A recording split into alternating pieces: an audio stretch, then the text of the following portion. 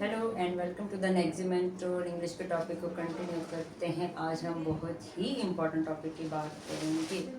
Y important? आज आप ये लर्न करेंगे कि कौन सा ऐसा पार्ट है पार्ट्स ऑफ स्पीच में कि जिसकी मिस्टेक बहुत कॉमन है, किस पार्ट की मिस्टेक बहुत कॉमन है और उसकी वजह से नॉर्मली हमारा सेंटेंस स्ट्रक्चर काफ़ी हद तक डिस्टर्ब हो जाता है और इसको मोस्ट ऑफनली स्टूडेंट्स इग्नोर भी कर देते हैं, या कोई भी जो लैंग्वेज सीख रहा है या बोल रहा है वो इग्नोर कर देता है। हद तक कि इसे इग्नोर करना आपकी लैंग्वेज का काफ़ी हद तक प्रॉब्लम क्रिएट करेगा। That is articles.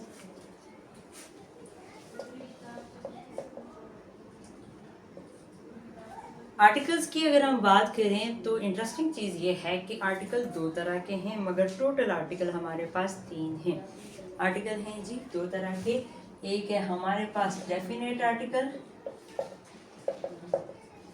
और फिर उसके बाद इनडेफिनेट आर्टिकल्स।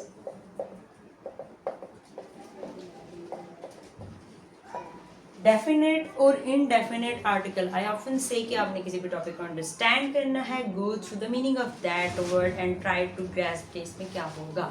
हमने नॉर्मली वर्ड को समझना है, उसकी मीनिंग को अंडरस्टैंड करना है और उसकी मीनिंग से फिर हमने पूरे टॉपिक को अंडरस्टैंड करना है। That's very interesting. यहाँ पर भी हमारे साथ कुछ ऐसा ही होने जा रहा है। अगर आप वर्ड डेफिनेट को फोकस करें, उसका मतलब है ख़ास मखसूस।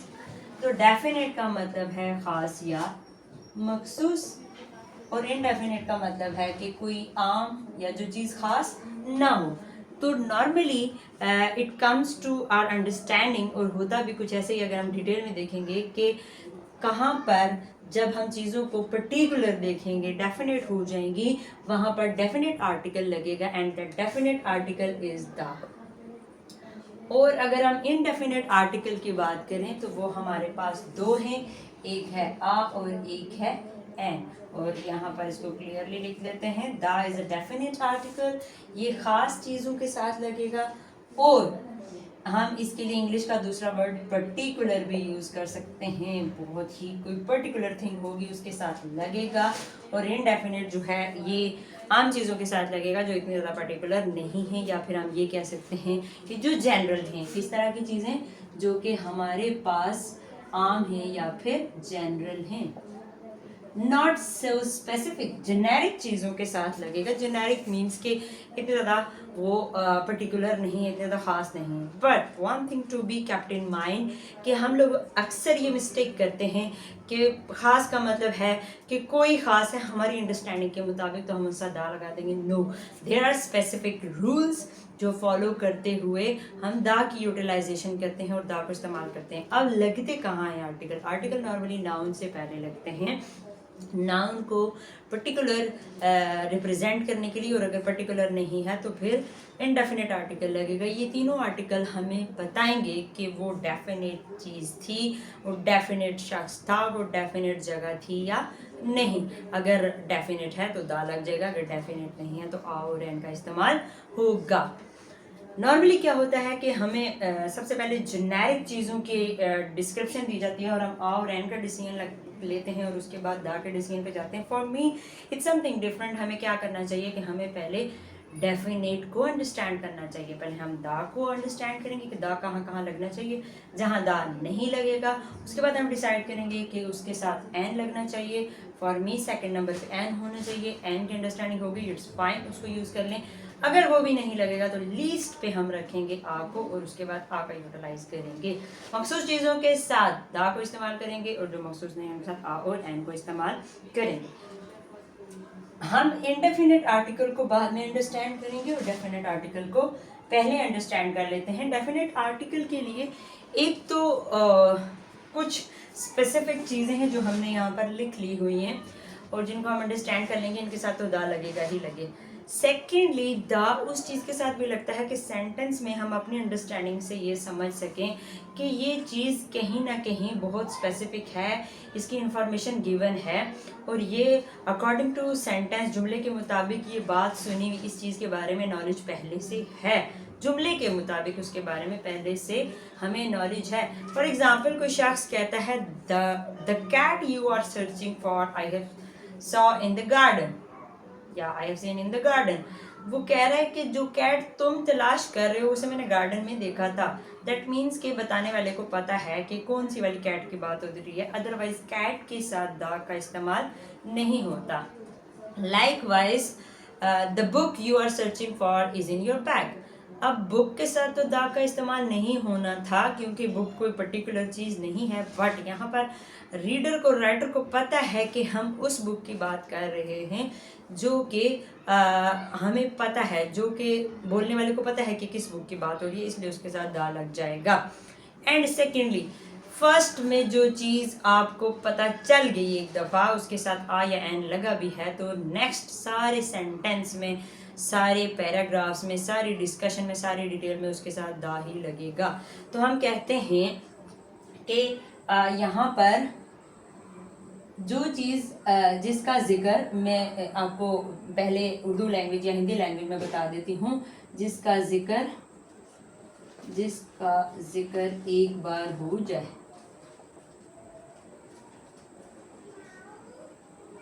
उसके बाद उसके दा ही लगेगा। इंग्लिश में अगर हम बात करें तो हम इसी को कहेंगे एनीथिंग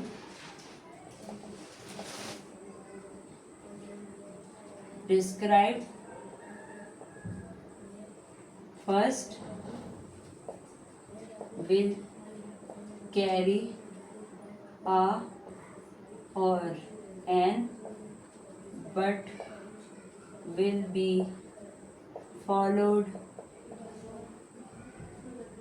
further with the। कोई भी चीज़ वो जो पहली बार आप डिस्क्राइब कर लें उसके साथ फ़र्ज करें कि हमने आ और एन ही अकॉर्डिंग टू रूल्स डिसाइड करना था, मगर second time, third time, fourth time उसके बाद जब भी उसकी डिस्कशन आएगी तो हम उसके साथ दा ही लगाएंगे। टेकिंग द एग्जाम्पल, हम कहते हैं कि I have a marker, what I am saying, I have a marker, marker के साथ आ का इस्तेमाल किया, दिस इज़ अ नाउन, और ये एक जो है जनरल किस्म का, जेनेरिक किस्म की चीज़ थी, कोई ख़ास चीज़ नहीं थी। I said I have a marker. इसके बाद में कुछ भी कहूँ, the marker is blue, the marker is good, the marker rights quickly, anything, तो सेकंड में, थर्ड में, फोर्थ में आगे कोई भी इंफॉर्मेशन इसके बारे में अभी हम डिस्कस करेंगे तो उसके साथ हमेशा दा ही लगेगा। और एक हमने कहा कि सेंटेंस से हम अंडरस्टैंड करें कि अकॉर्डिंग टू सेंटेंस वो चीज़ आपको पहले से पता है, तो आप उस यहाँ पर एक नई चीज़ लिख सकते हैं, हैव नॉलेज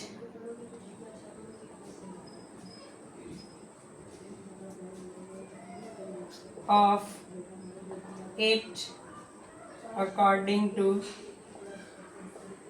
गिवन सेंटेंस। दिए गए जुमले के मुताबिक पहले से चीज़ या जगह के बारे में मालूम हो। आपके सेंटेंस जो भी जुमला दिया है उसके मुताबिक आपको लगे कि पहले से मालूम है। फॉर एग्जाम्पल, मैंने आपसे कहा the book you are searching for is in your bag, जो किताब आप ढूंढ रहे हो वो आपके बैग में है। तो हमें as a writer, as a reader या बोलने वाले, एज अ स्पीकर हमें पता है कि इस बुक की बात हो रही है जो कि वो ढूंढ रहा है, या जो बुक है उसके बारे में पहले से पता है। That's very interesting. ये दो रूल्स बहुत बहुत बहुत बहुत इंपॉर्टेंट हैं, this first one and this second one. इनको बहुत अंडरस्टैंडिंग की ज़रूरत है क्योंकि यहाँ पर ही द की ज़्यादा मिस्टेक होने वाली है। नेक्स्ट पे चलते हैं। सिंगल नाउन जब वो पूरी क्लास को रिप्रेजेंट करे और वो इंफॉर्मेशन पूरी क्लास के लिए हो, फॉर एग्जाम्पल हम कह सकते हैं the dog is faithful animal. अब ये इंफॉर्मेशन पूरी क्लास को रिप्रेजेंट कर रही है, किसी एक डॉग की बात नहीं हो रही। All the dogs are faithful.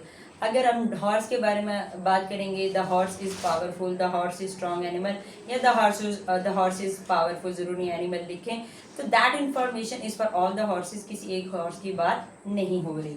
ये आपने याद रखना है। फिर उसके बाद river, lakes, ocean, groups of island कोई भी दिए हुए हैं, for example the Indus river, और कोई भी लेक्स हैं, द रावल लेक आप कह सकते हैं if you are from Pakistan. कोई भी आप ओशन को मेंशन करेंगे, ग्रुप ऑफ आइलैंड को मेंशन करेंगे, in fact all the water localities उनके बारे में बात करेंगे तो हमेशा उनके साथ दा लगेगा। फिर उसके बाद the names of Holi book, for example the Quran हो गया, एंड द बाइबल हो गया, या द भगवद गीता हो गया, any book that is Holi book, उसके साथ हमेशा दा लगेगा। मैसिव बॉडीज के साथ जनाब, massive bodies, what are the massive bodies? बड़ी बड़ी बॉडी, बहुत भारी अजसाम, इसके लिए आप उर्दू में लिख सकते हैं या हिंदी में। भारी अजसाम कौन से हैं? सन है, मून है, कोई भी फॉर एग्जांपल बाकी स्टार्स हैं, जुपिटर है, नेपच्यून है, प्लूटो है, अर्थ है, इन सब के साथ हमेशा दा लगेगा। This is also very important and obviously we know these things, हमें इन चीज़ का पहले से पता है। These are particular, ये तो हर एक को पता है कि ये पर्टिकुलर है, ये खास चीज़ें हैं, इनके साथ हमेशा दा का इजाफा होगा। फिर कंट्रीज के नेम के साथ वैसे तो दा नहीं लगता, बट स्पेसिफिकली अगर उस कंट्री के नाम में यूनाइटेड या रिपब्लिक आता है, for example the people Republic of China, the people Republic of China, the United state, the United kingdom, इनके साथ दा लगेगा। नेक्स्ट आपने ख्याल रखना है वर्ड सोसाइटी के साथ दा इस्तेमाल नहीं होगा, एंड कम्युनिटी के साथ दा इस्तेमाल होगा, क्योंकि कम्युनिटी हम समझते हैं कोई पर्टिकुलर चीज़ है, कोई खास चीज़ है, जबकि सोसाइटी इतनी पर्टिकुलर नहीं है। वर्ड लैंग्वेज के साथ, for example the English language is easiest language, no, the English language is difficult language, कुछ भी हो सकता है। तो लैंग्वेज सिर्फ इंग्लिश के साथ नहीं, जब उसे साथ वर्ड लैंग्वेज यूज करेंगे तब द का एडिशन होगा। That's all about uses of the. इसके अलावा भी कुछ हो सकते हैं, you can go through different books and Google and find out कहाँ कहाँ पर द का इस्तेमाल होगा। अभी तक हमने क्लोज किया है यूजेस ऑफ द को। ये सारे का सारा कॉलम द के लिए था, जिसमें से बहुत टाइम टेकिंग होगा आपके लिए पहला रूल और ये सेकंड रूल। उसके बाद बाकी सारे तो बहुत ही स्पेसिफिक हैं, बहुत इजी हैं। These are uses of the, you can make a heading uses of the. Sorry, मेरे पास जगह थोड़ी कम है। आगे मूव करते हैं। इसके बाद हमारे पास आ और एन है। इसमें से हमने पहले डिसीजन लेना है आ और एन में से। हम डिसाइड करेंगे एन के बारे में। क्यों? एन वो एरिया जहाँ सबसे ज़्यादा प्रॉब्लम होता है, क्योंकि बचपन में आपको एक रूल याद करा दिया जाता है कि vowel words A E I O U, कौन सा रूल याद करा दिया जाता है? A E I O U, and that is the wrong rule. बहुत सारी जगह पर ये फेल हो जाता है because this is not according to the English language, और यहाँ पर हम प्रॉब्लम करेंगे। So we have to sort it out. इसको सॉर्ट आउट करने के लिए हमने एक ट्रिक जो है वो यूज करनी है, that is very easy trick. और इस ट्रिक के अकॉर्डिंग आप उसी वर्ड को उठाकर उर्दू या हिंदी लैंग्वेज में लिखें, एंड अकॉर्डिंग टू उर्दू उसमें अगर अलिफ मदा और अलिफ से स्टार्ट होगा, क्विकली आपने उसके साथ एन इस्तेमाल कर देना है, और अगर नहीं आ रहा तो आपने एन इस्तेमाल नहीं करना। अगर हम ए ई आई ओ यू के रूल को फॉलो करें तो क्या मिस्टेक होगी? उसके अकॉर्डिंग आपके पास अक्सर आपने पढ़ा होगा एन आर गो, जबकि इस एच को आप यहाँ पर एच को आपने वॉवल वर्ड्स में कहीं पे देखा ही नहीं। तो प्रॉब्लम ही यहाँ पर आती है कि हम कहते हैं वॉवल वर्ड्स के साथ ए ई आई ओ यू लगता है। That's totally wrong. A E I O U these are vowel words, जो हम बचपन से पढ़ रहे हैं वो गलत है। आपने वॉवल साउंड को फॉलो करना है। किसको फॉलो करना है? Vowel sound. अगर वर्ड की वॉवल साउंड आ रही है फौरन से एन लगा दें, अगर नहीं आ रही तो ना लगाएं। आप वॉवल साउंड का कैसे पता चलेगा? मैंने कहा आपने उस वर्ड को उर्दू में लिखना है, और अलिफ और अलिफ मदा से आपको मिल जाए तो आपने क्विकली उसके साथ एन लगा देना। जैसे यहाँ एन आर है तो आर हम अगर उर्दू में लिखेंगे ऐसे लिखा जाएगा। इसी तरह आप लिखते हैं एन एप्पल, एप्पल को उर्दू में लिखें अलिफ ये पेला, एन एप्पल। इसी तरह एन ऑरेंज। इसी तरह अगर आप इसी रूल को फॉलो करें तो यूनिवर्सिटी के साथ हम वॉवल नहीं लगाते, क्योंकि यूनिवर्सिटी को उर्दू में लिखेंगे तो ये से स्टार्ट होगा यूनिवर्सिटी, और यहीं पर प्रॉब्लम हो जाएगा कि ये था तो वॉवल मगर लिखने में वॉवल साउंड नहीं आई। जबकि अम्ब्रेला के साथ आप हमेशा एन अम्ब्रेला लिखते हैं, क्योंकि इसको लिखेंगे तो अलिफ से स्टार्ट होगा, जबकि यूनिवर्सिटी को लिखेंगे तो यू से स्टार्ट होगा। This is the easiest way. एक बहुत ही डिफरेंट एग्जाम्पल है, he is an MA English teacher, he is an MA English teacher. MA English teacher को अगर आप पढ़ेंगे तो अलिफ से स्टार्ट होगा MA, इसीलिए हम MA इंग्लिश टीचर के साथ भी एन लगाते हैं, जबकि बाकी M वर्ड्स के साथ मदर हो गया, मंकी हो गया, इनके साथ वॉवल में से एन का एडिशन हम नहीं करते, ये वाला आर्टिकल नहीं लगाते। और लिस्ट पे हमारे पास जो जेनेरिक चीज़ें होंगी, जनरल होंगी, हमने कहा उनके साथ आ या एन लगेगा। पहले हम डिसाइड कर लेंगे कि वॉवल साउंड है तो एन लगा देंगे, और अगर वॉवल साउंड नहीं है तो फिर हम आ लगा देंगे। That's all about it. A and the को हमने देख लिया क्विकली। इसके अलावा भी बहुत डिटेल्स हैं इन चीज़ों की, बहुत ज़्यादा डिटेल में हमने कहा था हम नहीं करेंगे, क्योंकि हमने लैंग्वेज को बेसिक अंडरस्टैंड करना है और आगे की तरफ चलना है ताकि हमें इंग्लिश की लैंग्वेज समझ आ जाए। That's the whole lecture for today and thank you so much.